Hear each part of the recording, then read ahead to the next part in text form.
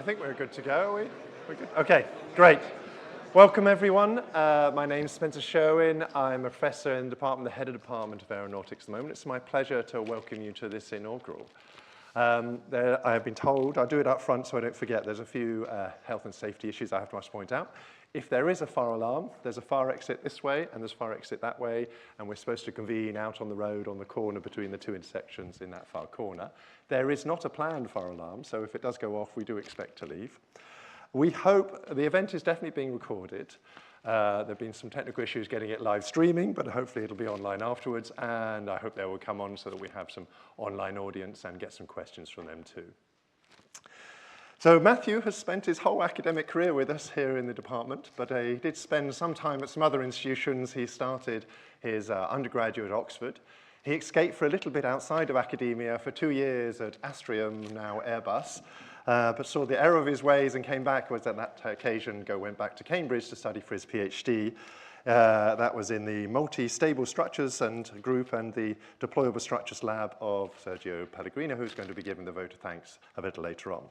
So in 2008, he came and joined us in the department, and he's worked his way through all our titles, starting as a lecturer, senior lecturer reader, and now become a professor. During that time, he was made an associate fellow of the IAA and also a fellow of the Royal Aeronautical Society. Matthew is the first professor to have space in his title. He is the professor of aerospace. Space has become a very big activity for us in the department. We see maybe 30% of our undergraduates come wanting to study space.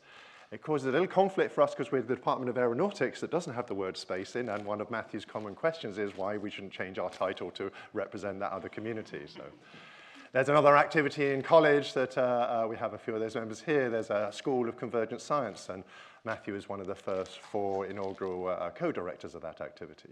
So we feel it's a very important topic for us. It's a growing topic, and I think it's very nice to see that we have someone that's achieved to be a professor in this sort of area.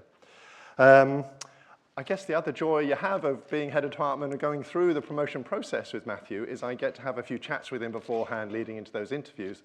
And it's nice for me because this area, Matthew's area, is nothing that has no overlap with my own research interests. So I learn something new and learn to identify how best to explain that. And I see in the abstract, and indeed on the table, there's discussions of tape measures, which kind of represents of what I remember from our discussions of the type of activities that he researches, highly nonlinear deformable structures that can be used for many different applications.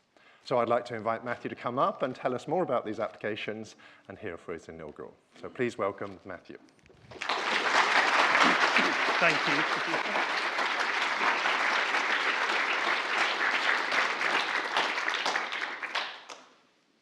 Thank you, Spencer, and thank you all so much for being here. It's great to see so many people from all stages of my life and career and members of the public as well. It's a fabulous event. So I am going to be talking about elements of my research. The title is Packing for a Trip to Space, and it's exactly about that. It's how do you fold something up tightly so it can fit into a rocket, and then when you get up into space, how can it deploy into its final configuration? I'll talk more about this as we go through, but that's really the overarching idea. Okay, so an outline of what I'm hoping to be talking about. I'm going to give a bit of biography as we go through. I think my career, certainly from my perspective, didn't feel as linear as maybe Spencer made it seem. Then, in between that, I'm going to first of all talk about unfamiliar objects with engineering applications. And this is one of the things I love about being an engineer, is you look at the world in a completely different light. Within the context of deployable structures, I'll be talking about just 2 of my projects that I've run relatively recently. This is relating to deployable reflectors and devices for landing on other planets with atmospheres, and then I'll conclude with some maybe slightly more philosophical thoughts for where next, how are things going to proceed. Now, throughout this, I've auto-heckled. There's some speech bubbles there with some questions that may or may not be coming out, and these will keep appearing. The first question, I've had this from a lot of people, and I suspect that the answer that is wanted is different for a lot of those people. But will there be mathematics? A little bit. Everything we do is underpinned by mathematics. It's all about the modeling, but I'm going to keep it very, very light. I'm much more interested in the physical behavior and trying to get an intuitive understanding of what's going on. And then the other one is probably worth talking about. What is a structure? It's actually a more complicated a question than people might imagine, but the way I would think of it is that if you have a blob of material, that's material. When you put geometry onto it, when you allow forces to flow through in particular ways, it's that geometry, that shape, that form that makes it into a structure. So that is where I'm focusing. Oh, and before I go on, this is a sneak preview of one of the aeroshells sitting in our 10x5 wind tunnel there. Okay, so my research in general, as Spencer mentioned, I'm interested in understanding, that's the physics, but also optimizing, that's making better structures that behave in some way unexpectedly. So you think of a structure, if you think of them at all as something like this table, it's minding its own business, it's just going to stay there. But the structures that I'm interested in will change their shape, can be folded, large changes in geometry with particular applications. Now, a structure without an application is a sculpture, and I'm not interested in producing sculptures. I want to have reasons to design structures, and I've been very, very fortunate within my career here at Imperial to collaborate with many people in different fields where my structures can actually be helpful. And straight up front, I want to particularly thank, it's not an exclusive list, but these three names here I've worked with extensively over the last 10 years more. First is Paul Bruce, who's up there. I've worked with him on aerostructural design and optimization. There's a missile there. That actually has strong crossovers with the hypersonic landing technology. Rob Hewson, who unfortunately can't be here, he's an expert in optimization. We have a structural metamaterials group. This is really exploiting the boundaries between materials and structures, putting small geometries very low down and getting very, very cool properties out of it. And then finally, Jonathan Morrison, we have a long-standing flow control activity. So this is using so-called morphing structures, shape change, to affect the flow of air over an aerofoil and lead to drag reductions. And then on top of that, we have deployable structures. Now, I could have given this talk on any one of these, and I've had to pick a favorite child. So the favorite child I've chosen is deployable structures. Mostly because, as has been mentioned, this is a bit of an emerging theme within aeronautics at Imperial. Okay, let's go up front for space. Deployable structures, why do we need them? And it's actually a quite easy question to answer. So this is the Ariane 5 European rocket, and that has a diameter of the fairing, the envelope where the payload can sit, of 5.4 meters. That's the James Webb Space Telescope, a wonderful piece of engineering. It's an infrared observatory that is sitting at the L2 Lagrange point, which is the stable point in the solar system, and it's for observing in the infrared part of the spectrum, and it has very, very stringent requirements. It needs a primary reflector, that's this thing here, of 6.5 meters in diameter. We'll spot the problem. 6.5 is bigger than 5.4. But worse than that, because it's observing in infrared, it needs to have thermally clean conditions. It needs to have no heat coming in. So this is done by means of the sun shield there. And that's a membrane type structure, 21 by 14 meters, much, much bigger. So the James Webb Space Telescope here is to scale with the rocket. So the question is, how do you fit that inside the fairing? And then it must deploy automatically, robustly, because there's nothing you can do about it, it's 1 million miles away, reliably, because it's cost billions of dollars, precisely, because it has to have a precise figure in order to to act as a telescope. And never mind that, it must survive launch. It must get up there in the first place.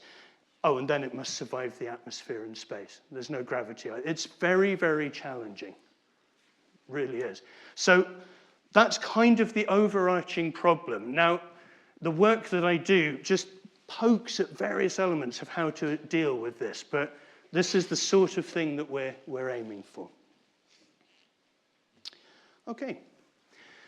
How I became interested in deployable structures. So I graduated with a degree in engineering science, which is jack of all trades, master of none. And via a slightly non-linear process, I ended up working as a stress engineer. That's another word for somebody who designs the structures, at a company called Astrium, which is now Airbus Defence and Space.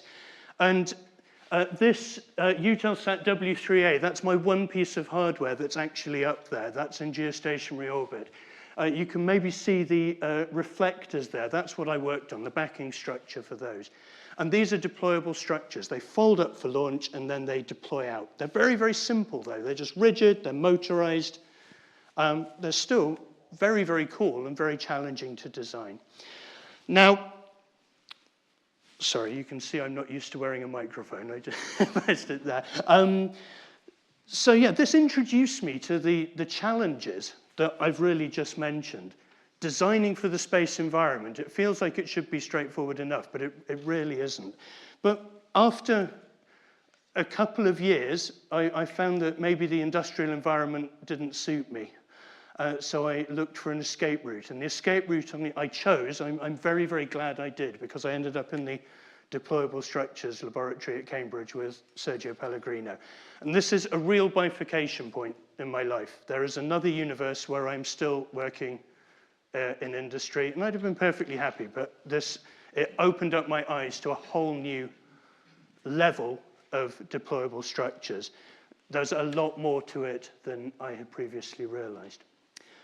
Okay, so what we're going to do now is change gear ever so slightly, because we're talking about engineering, advanced space systems, but we're going to ask some questions about two very familiar objects: Carpenter's tape measure and an Ordnance Survey map. And at first glance, what could these possibly have to do with spacecraft? And actually, really the purpose of this lecture is to show you that these are everything to do with the next generation of deployable structures. Okay, what we're going to do is to start with the tape measure. Now, if you've ever used one of these, you know that if you want to measure a distance, so under its weight, you can see it bending slightly, but if we consider the twisting force, the moment, and the rotation, it basically behaves linearly. And that's fine, so it behaves like a beam. But then, as you will ever know, and it's always just before you want it to be, you get that behavior. Now, that's a phenomenon that most people are very familiar with, but in the language of stability, that is a bifurcation, it's a buckle. And we've passed what's called a limit point. And then beyond that limit point, we have actually approximately constant moments. So with the same moment, you can continue to rotate it. So that's interesting. So what?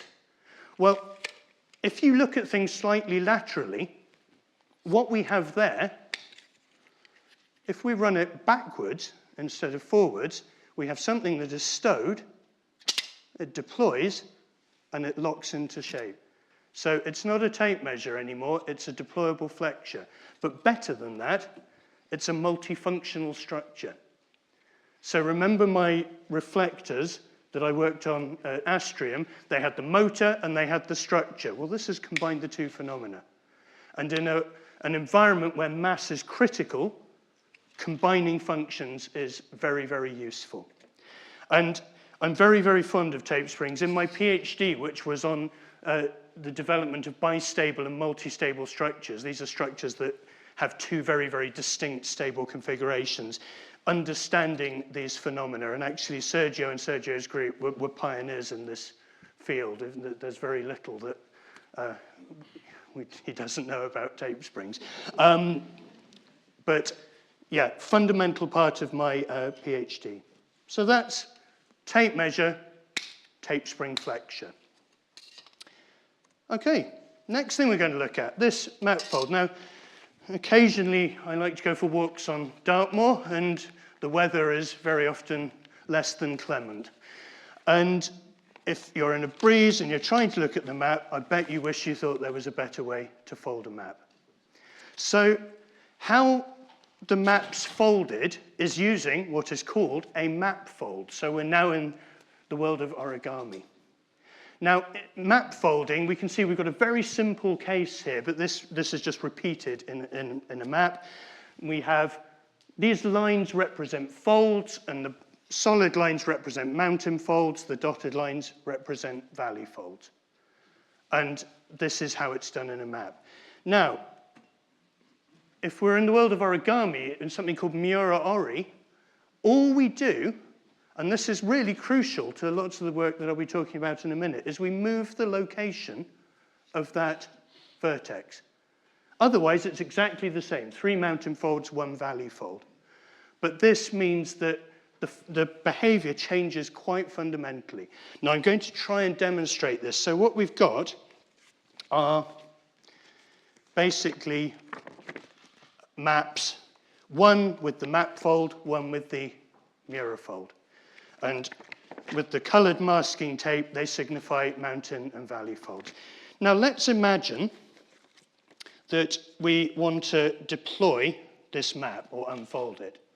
So in this case, the basic map fold, if I pull it sideways, let me just get this right, we come out like that, and it locks, and then we have a second stage where we come out like this. Fine. So what is the advantage of the mura fold? Exactly the same setup, but now what we find is that as we continue to pull, we come out, but at some point the structure itself just decides to unfold. So we've changed fundamentally the behavior of this actuation, this force that I'm putting on. So in this case, the basic map fold, to unfold it, it's 2 stage, 1, 2. For this mura fold, it's 1 stage. Now, in the context of a deployable structure, remember, we're trying to do these deployments precisely and far away and robustly. Having 1 actuator to worry about instead of 2 is pretty useful. So just that changing the nodal location has actually brought us significant advantage. So first thing to remember, origami is a branch of mathematics, and probably people would like maths more if it was more that and less times tables. But we can exploit this type of behavior to design origami type patterns for specific deployable systems in space. Okay, which leads me on to the next stage of what I want to talk about. So with those in mind, and having learned the existence of these type of phenomena and other similar fun things, I found my way to join the department here at Imperial in 2008 as a lecturer. And I was very, very explicitly told at that time that the department does not do space. Bother. So, okay, that's fine. I've got my other aspects of research that I've showed, but it was my first love. It is my first love, and I'm spent best part of 15 years pushing this forward. But as Spencer has said, we now do have space within the department. We have discipline expertise across pretty well all aspects of space technology. Space research is an integral part of what we do, and we even teach spacecraft engineering to our undergraduates. And actually, one of the things I'm proudest of over the last 15 plus years is the fact that we've managed to get this into place and change the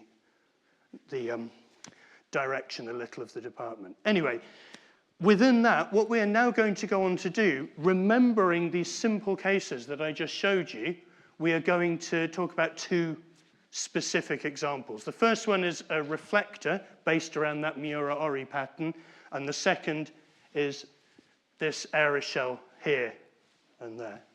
And there's my little speech bubble saying, spot the tape measures. Can you see the tape measures, those yellow things around there? So now you might have some idea of why they're there, but we'll come back to that.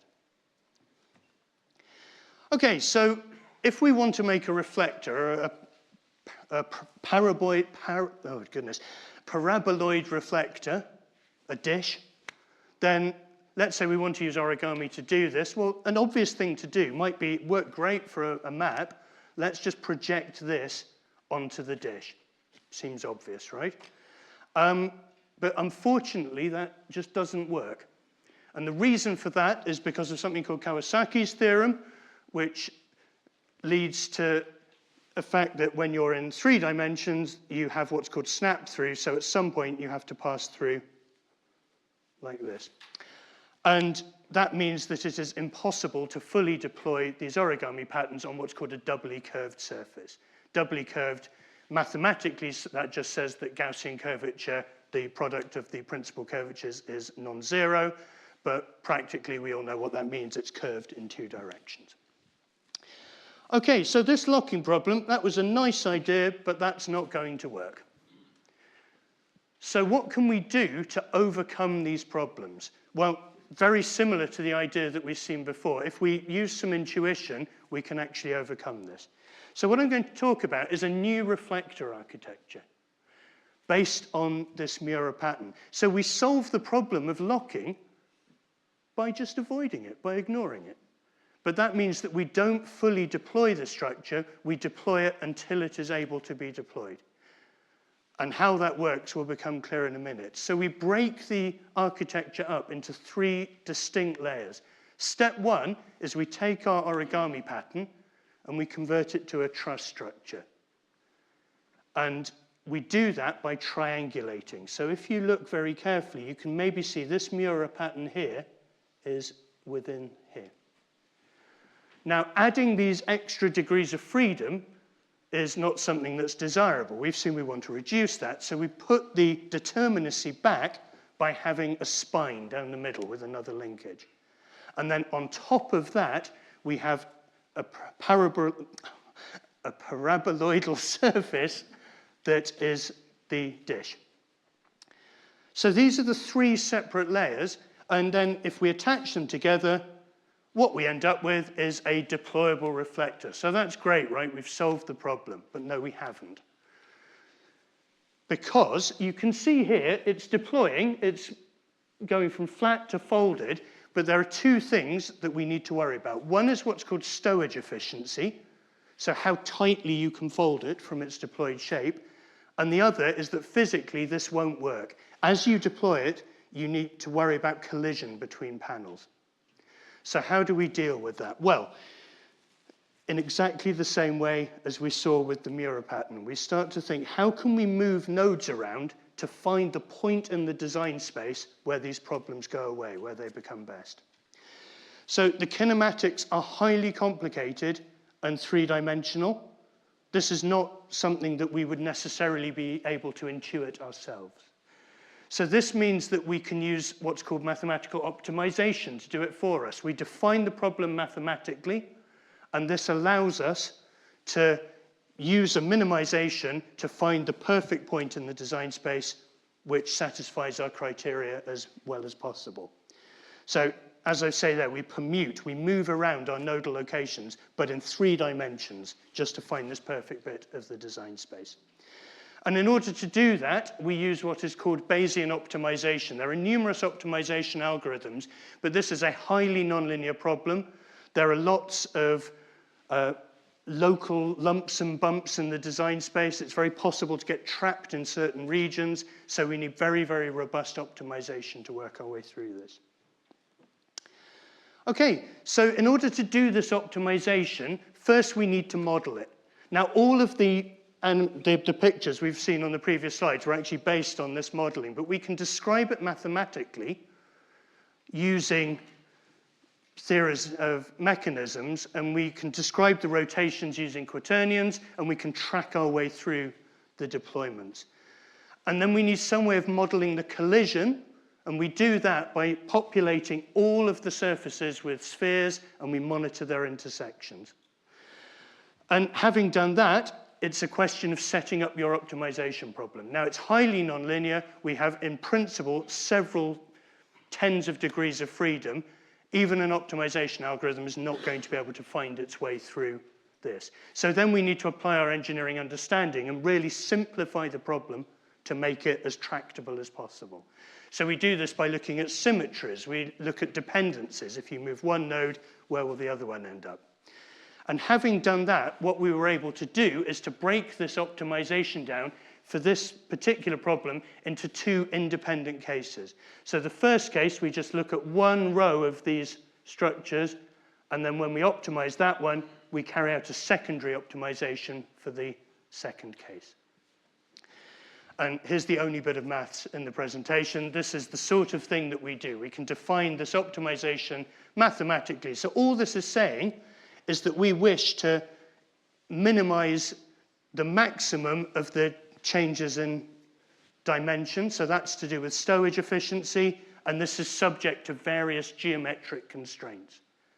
And then for row 2, it's exactly the same, except that little logarithm over there is monitoring the collisions, and that's essentially just keeping it as small as possible.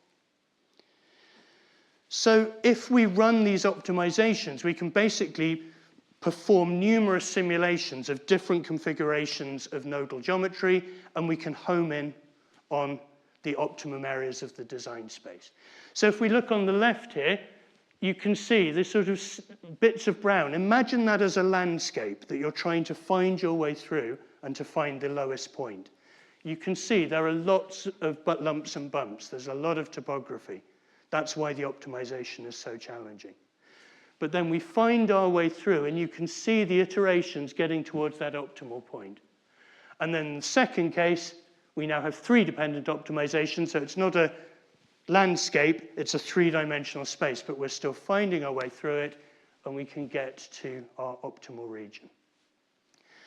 And then if you run this for enough iterations, you can find your way through to the most efficient stowage that doesn't collide. So only then do you have a design that is workable. And that's exactly what we did. And well, we can see the simulations here of folded and deployed. We can see the model here of folded and deployed. And we can see the actual model here. Now, this is one of 2 points of this lecture which scares me greatly, because this is on the fragile side, but I'm hoping that this works all right. So you can see that we're in the folded configuration, and then if we open our way out, we get our reflector. And you can see that none of the panels collided with each other. And then we're in this deployed state. Now, my little speech bubble heckler, if you've ever seen a sky dish, will say, well, that's not a reflector. No, it's not, but that is a reflector. So you can look at the paraboloidal shape, the circle within it. So you have the form that you need. And this is not a final design. You would obviously refine it for a particular application. Okay, so really the moral of this is by moving nodes around and by using mathematical optimization, by defining our problems correctly, we can find points of the design space where we can actually have 3D origami that does what we want. So that's the first thing I wanted to show you. Now we're going to change gear completely, and we're going to talk about how to land on another planet with an atmosphere. So you think deployable structures are challenging. Well, this is another challenge. So if, let's say we're going to Mars, and we have transited from Earth's orbit, and we've spent about 6 months using the sun as our motor, taking our way across, and then by the time we arrive at Mars, we're going at about 20,000 miles per hour. And then you hit the atmosphere. Now, if you've got a payload, and you have a rover, something like that, ideally it's going at somewhere approximately 0 miles per hour before it hits the ground. Otherwise you have issues to deal with. And you say, okay, that's great. Well, we can use a parachute. We can use supersonic retropropulsion. And yes, you can, but you can't be going that fast.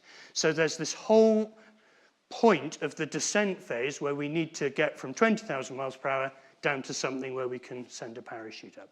And this is where these things called aeroshels come in.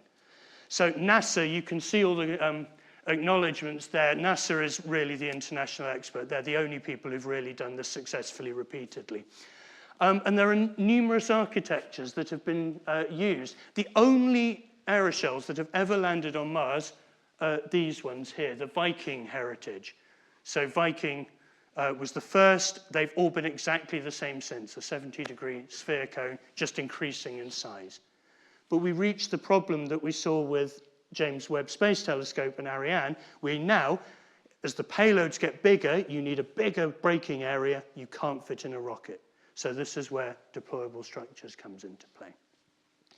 And NASA has been looking at this in a number of ways. There's something called the adept geometry, which is like a giant umbrella there with carbon thermal protection system between these rigid rods. And then for even larger diameters, we have what are called the HIAD architectures, hypersonic inflatable accelerators.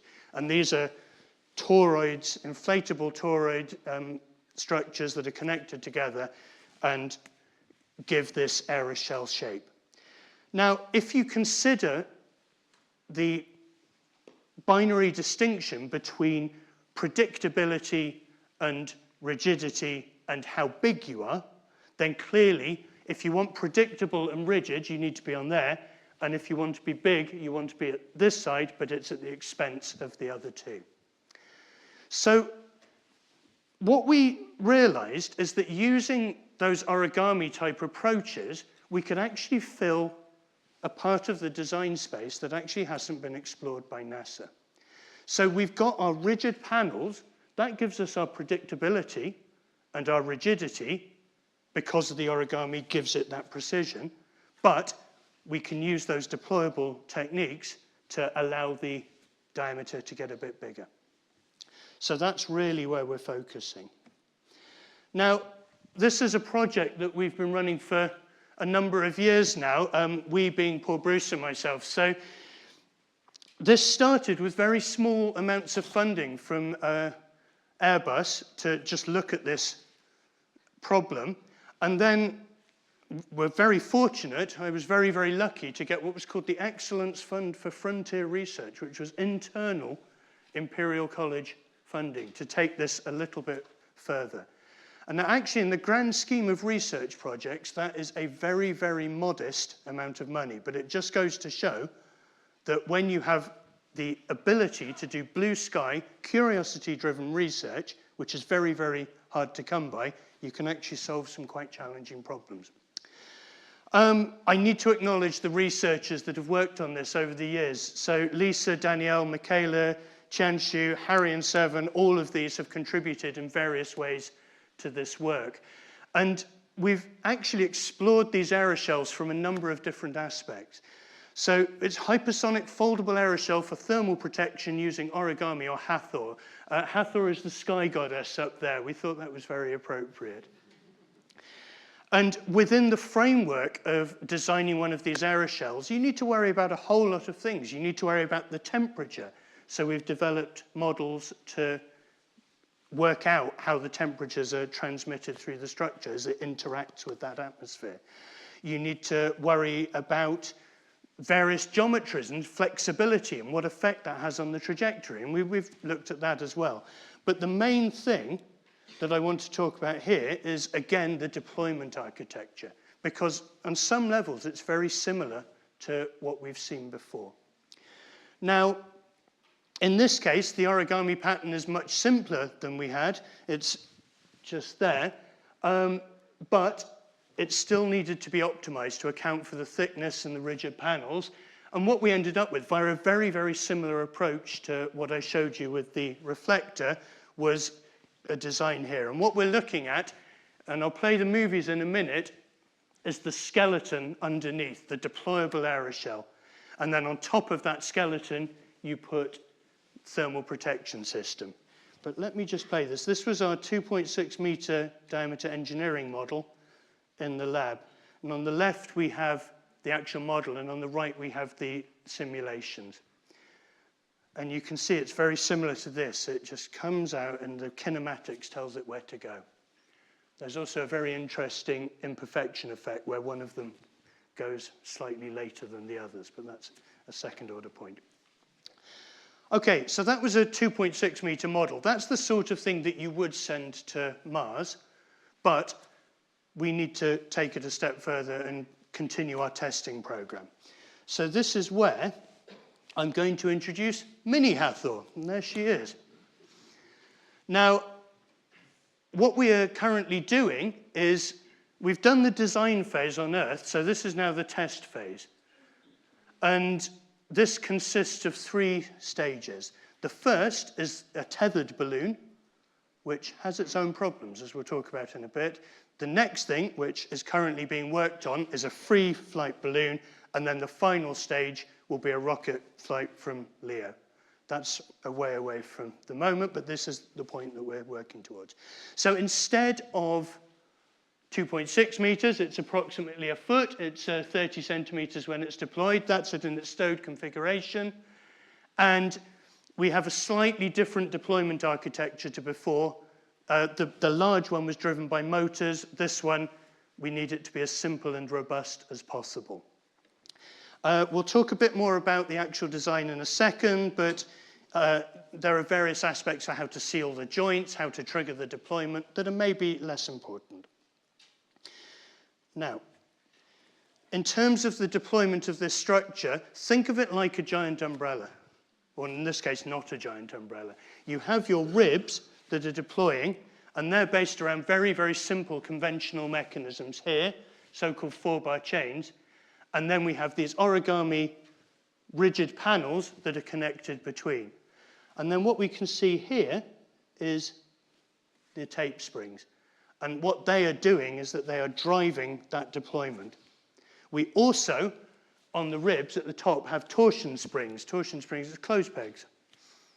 But it just forces it out. So it's a 2-stage actuation, just to really make sure that the deployment is as robust as possible. Okay, so that's what we've got going on here. Now, what we're going to do is hopefully try a live demonstration. This is the bit that I'm most scared of after this one. This one worked well, so karma is good. Now, we can see that Hathor is hanging here from this frame, and within there, there's a bunch of avionics. Over here, we have 3 students from Imperial College Rocketry who do amazing things. They're actually taking this project forward for its next flight phases.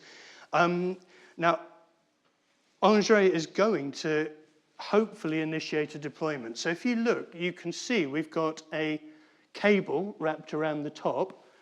That is wrapped around it is nichrome wire. And on the signal, when Andre presses the button, that will hopefully heat up. It will sever this cable, and it will initiate a deployment. That's what's called a burn wire. So, fingers crossed. First thing we need to do is to wake Hathor up, and hopefully we're going to hear some beeps in a second. We do. Yep. And let's trigger a deployment. So this is being done by radio.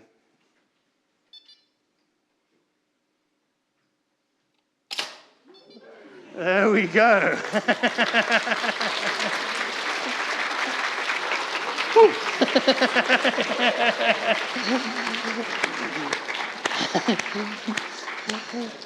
Thank you, guys. It was worth the pain. Okay, and if we mute Hathor now, there we go. So, that really just goes to show exactly what I was saying about the use of origami. You get this very, very precise, controlled deployment. And actually, I don't know if you noticed, but when it deployed, it hardly moved at all. And that is because it's a very, very symmetric deployment. But it's very, very difficult to see what's going on at full speed. So let's have a look at 2,400 frames per second. So we'll start with the side view there. So look at the top. So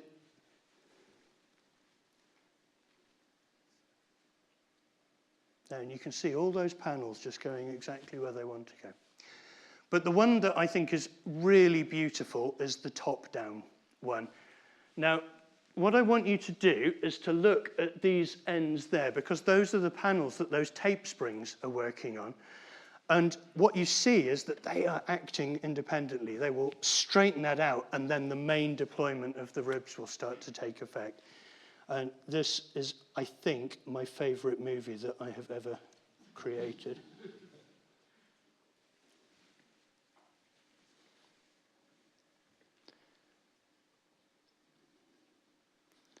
And again, you can see those tape strings around. They've all locked it into place, and it's very, very symmetric, very beautiful. Anyway, fun to see, fun to show it works, but what we need to do is to actually do some analysis with this. So what we did was, using a process known as photogrammetry, we can take these movies and we can extract the underlying dynamics from it. So what we're looking at here is just a couple of these. So the shock, these are the accelerations during a deployment. So you can see it's minding its own business, boom, and then a recovery. And then this yaw, that's showing how much it's rotating.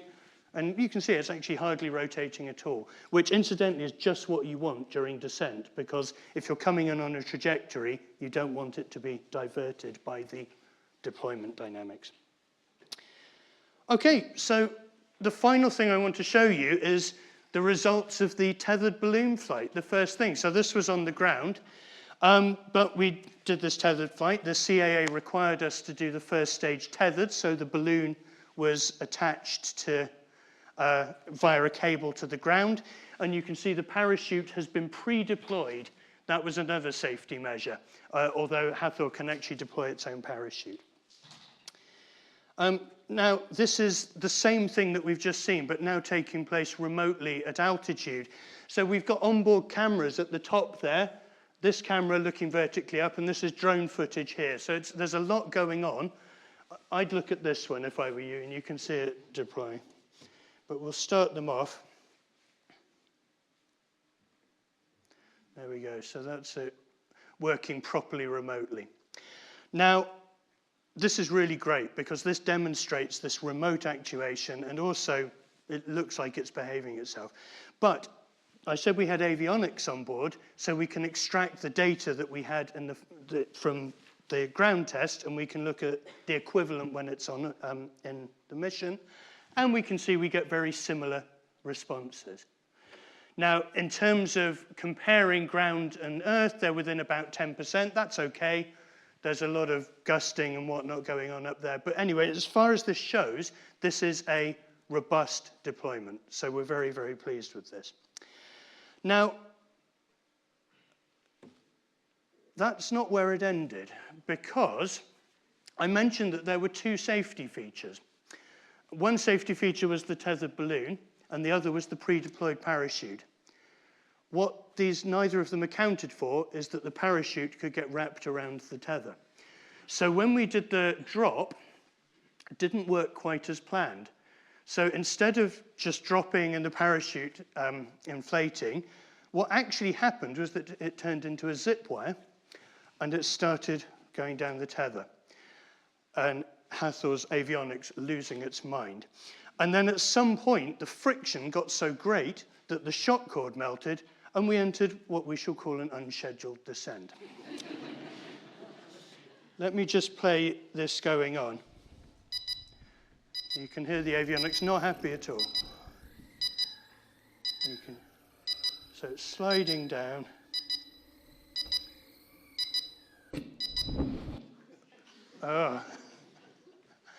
And when I called the students who were doing this, they were white. But it has a happy ending because Hathor survived. And you can actually see it's very muddy on the bottom there from where it landed. Little bit of superficial damage, but this is great because it actually shows that the aeroshell is working as a decelerator as well. But the other things which are truly amazing is we managed to get some onboard data during that descent. You can see these are the accelerations. We nearly reach terminal velocity, so that means that it will survive without the parachute. But also, and this is the really good one, you can see we have this oscillation from a very, very aggressive starting point, but you can see that it's damped. It's a stable descent. So in terms of our behavior during a descent, that's really great, because the last thing you want is for that deployment to knock you off and to start you to tumble. So very, very good. And although it wasn't as intended, we actually have gained enough information to be completely happy to move on now to the next stage of testing, the free flight. All right.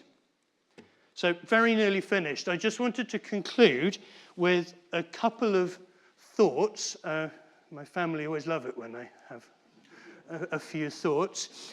And I just wanted to really highlight why I've had a really great time working in the Department of Aeronautics at Imperial. What has made it easy, but I also want to highlight what has been challenging. Now, what has made my work enjoyable is numerous things, and I will thank everybody properly at the end, but I've already mentioned collaboration is extremely important to me. Not enforced collaboration. I hate it when grants require you to collaborate with other people. But if you collaborate with somebody because it's mutually beneficial and fun, then it's the best thing to do. Colleagues have been great. One of the amazing things about our department is that we are very, very sociable. We often have lunch together and we chat in the coffee room. And lots of the cool projects that I've worked on have come from these serendipitous encounters. The other thing that has been enjoyable is that within reason, having freedom to explore stupid ideas.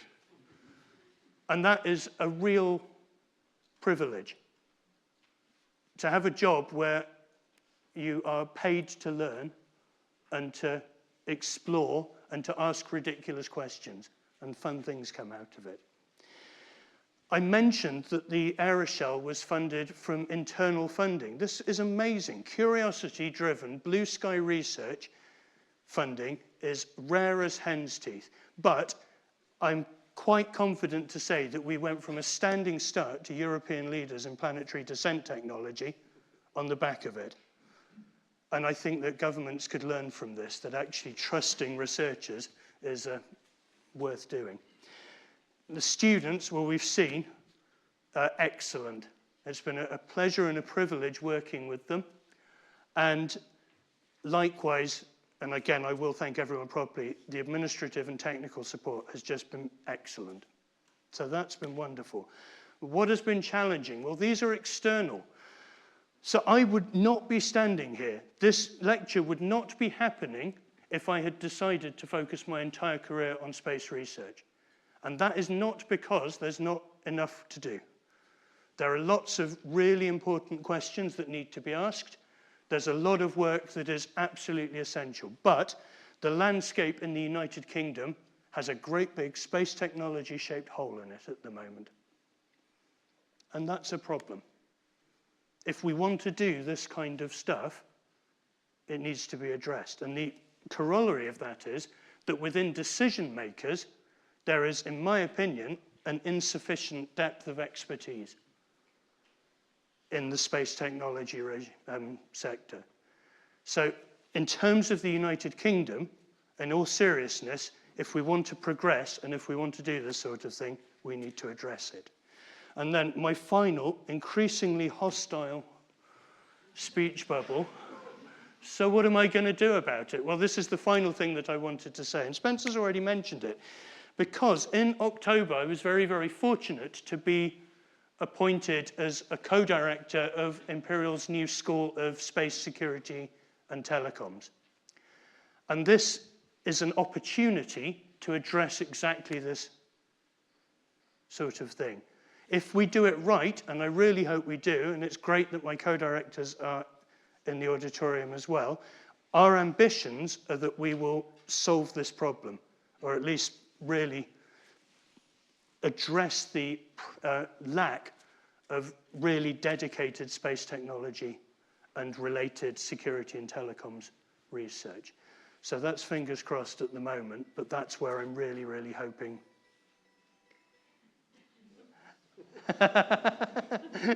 Hathor just singing away to herself gently there. But anyway, the point is that this, I think, is a wonderful opportunity in the space domain to do something about it. Okay, my final slide. So, I really, really hope I've shared the excitement of working in deployable space structures and the associated challenges. I made the editorial decision to keep it very, very high level. There were references dotted throughout if you want to go into depth. But it's a great fun, really important sector to be working in. I'm really looking forward to taking this to the next level via these new schools of convergent science. And look, deployable structures are absolutely integral to space security and telecoms, to have the new antennas and so on systems that we need. Okay, what I want to do, and I've written this down because I dare not forget anybody, is just to thank some people properly. The first I want to thank are my colleagues, collaborators, PhDs and researchers, all dotted around the room. It's been a blast, and I've really, really valued working with all of you. It's been brilliant. The heads of departments. So I started with Richard Hillier, then Ferry Alibadi, then Paul Robinson, and finally Spencer. All have been very supportive, and that is also very appreciated. Administrative support, there's too many to thank, but they're led by Sean, and it's always amazing how you solve problems that I would have thought would be very hard to solve, but it's very well done. And finally, the technical support, the technician support, so led by Roland Hutchins. So I went down a few weeks ago and said, look, I need a portal frame to hang a deployable aeroshell from. That's going to be fine, right? And yeah, that's fine. And that's not normal. Okay. So I also need to thank my friends and family. It's great to see friends from many, many years ago, my family sitting at the front here. Let me just highlight a few. So Mum, Dad, and my mother-in-law, Amanda, I'm so happy that you were able to come here and see what on earth it is that I spend my life doing. I think my father was pretty unconvinced about leaving a perfectly good job at Airbus to come and do a PhD, but hopefully it's worked out all right. I need to thank my two children, Freddie and Eloise, who are sitting at the front here very patiently. I should say this is their second inaugural lecture this week because their mother, who I'll thank in a second, but gave her inaugural lecture on Monday. So they have really been subjected to a full range of intellectuals. So in 1959, some of you may know, someone called C.P. Snow talked about the two cultures, which is sciences and humanity, and how they struggled to find common ground. And actually, this is Freddie and Eloise's life, with me working in engineering and Daisy working in English literature and life writing. So, and that brings me very nicely on to Daisy. So thank you for the support, love, friendship, and forbearance that you have shown me throughout. That is very much appreciated.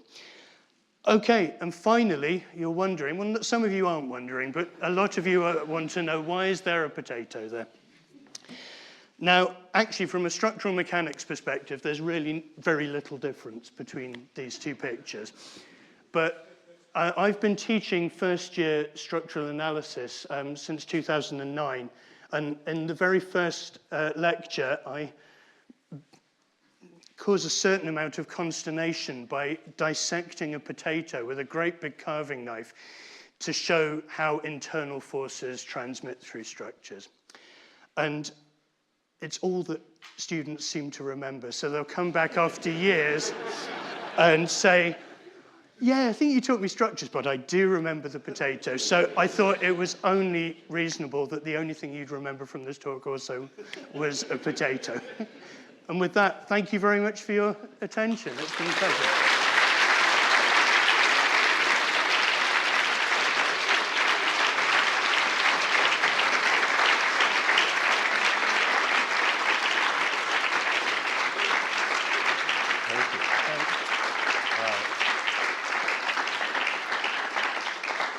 Thank you, Matthew, for a very enjoyable and very memorable, hopefully beyond the potato lecture. I'm going to invite any questions for the moment and see online. Have we got anyone that would like to ask Matthew whilst he's trapped here at the front a question? Let's sort of see. Well, I guess you're the first one to put your hand up. Thank you very much, that's great. Do you ever have to design structures? Oh, sorry, there's that, yeah. Oh, sorry. So thank you. Do you ever have to design structures to undeploy? That's a great question. Yes, you do occasionally. So it's much more challenging. So something like a reflector, no, you wouldn't, but so you might have a boom that you need to retract or bring some samples back in. Yeah, the umbrella is a really, really good example of why that's hard. If you put an umbrella up, you know where it's going. If you pull it down, it's anyone's guess. You know, so, yeah, you do, and yes, it's a very challenging problem. Okay. Please go ahead, wait for the microphone again. Thank you. I was just wondering if there are any other applications of deployment like this, like in medicine or anything like that, or? Also a great question. So one of the projects that I'm working on is with my colleague Rob Hewson is about using deployable structures as inserts for spines. So when an incision has been made to remove a metastatic tumor, to put a deployable structure in there to support. So there's, yes, and stents as well, a great example of where deployable structures. Rescue, shelters, rapid deployment, all sorts of applications, yeah. Okay, we don't have any online questions. So please, can we get, there's one microphone's coming from that side. Yeah. Hi, given recent developments in reducing the cost per kilo of getting stuff into space with these super huge rockets now, does that have any implications for the future design of deployable structures and how you pack stuff into a space rocket? Interesting. I'm not sure I know how to answer that because it will have an application in terms of the more structures that are launched into space, the more options there will be to use deployable structures. My feeling is, certainly within the United Kingdom, the desire is to have actually quite small rockets launching to low Earth orbit. So I'm not sure that that will affect the structures in the James Webb Space Telescope space, but for small Earth observation constellations, so actually things this sort of size and smaller, I think that it will really start to become more desirable to have deployable structures on these small satellites. I think we have. Do we have a question from one of our younger members? Oh, yeah. Do we still use deployable structures in manned modules? Do you still use deployable structures in modules? Unmanned modules. Unmanned modules, was it? Manned modules. Sorry, yeah. Yes, you do, and that's a great question. So there's a very good example, I think it's on the International Space Station at the moment, of an inflatable habitat. So somewhere where the astronauts can live, but it packages up small, blows up like a balloon, and it's not really like a balloon because it has lots of layers, because there are lots of things called micrometeorites coming through that if they hit can make a hole, and you don't want a hole if you're in an inflatable module. But yeah, that's a fabulous question. There are lots. Okay. Maybe I could just ask one last one. How big can you go? You gave us this example of the inflatable ones, and we've seen your deployment, but how big can you go? Well, and start small, I presume. Yeah. Yes. I mean, so stowage efficiency will always, there'll be a limit to how small you can go. There are next generation deployables, which are being considered at the moment, which is based on in-space assembly. So actually building the structures from modules up there. Those modules may themselves be small deployable structures, but this is a very current area. All right. Great. Maybe if I can draw that section to a close, I'd like to invite Professor Pellegrino to come up and give us a vote of thanks. Thank you. Thank you. Yeah.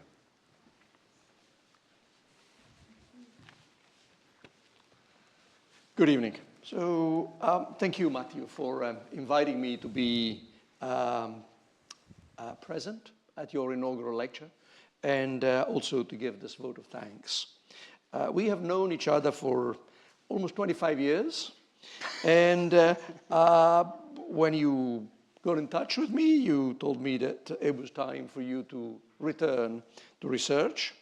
I guess that you felt that your industrial experience was complete by that stage. And in addition to having that rare and very desirable asset, industrial experience, as a future graduate student, and so I accepted you with joy, pleasure, and delight. You were the first and only graduate student I've ever had who was an undergraduate at Oxford University. And so what is the meaning of having a first degree from Oxford University? I mean, of course, he's extremely bright, and it goes without question, can solve any math problem and do all kind of things. But I actually discovered that unlike most other graduate students, and I think you've realized this by the end of this lecture, Matthew has a very special sense of humor. And that has always made our interactions very, very pleasurable. Now, I tend to credit Oxford University for that, but it may be that actually it's your own thing. I don't know. It's the problem with only having one data point. So now, in preparation for today's vote of thanks, I have reread your PhD thesis, and which was a tour de force in the design of multi-stable structures. And the first thing I want to say, still today, this general area of research is a hot topic with many, many publications appearing every year. So at that time, we were collaborating with Professor Dabowski in mechanical engineering at MIT and his students. And what we wanted to do was to embed Dabowski's elastomeric actuators within bistable structural elements and use these elements as building blocks for structures that could take multiple shapes. So these structures were entirely made of plastic. The only metallic parts were the metallic wires with which we applied electric fields within the actuators. Now, your pioneering research addressed viscoelasticity of the polymers. You used 3D printing to build the structures and used nonlinear numerical simulations to develop the structural analysis. Now, a way of describing this early research is that at that time, we were working on the hardest problems that we could conceive in order to populate a space of original solution and solution methods. Now, as you have heard today, in Matthew's lecture, the field has now developed to the point where we can work on real problems. So Matthew is enabling space missions that would not otherwise be possible. It is only the beginning, and we can only imagine where the limits of this work will take us and will take you. But however, we do know that with the promotion of Matthew Santer to a personal professorship, Imperial will be playing a leading role in conceiving and enabling new space missions. And we wish great success to Professor Matthew Santer, his students and collaborators. And I invite everybody to join us outside for refreshments to continue this pleasant interactions and discussing with Matthew his work. Thank you. Thank you very much.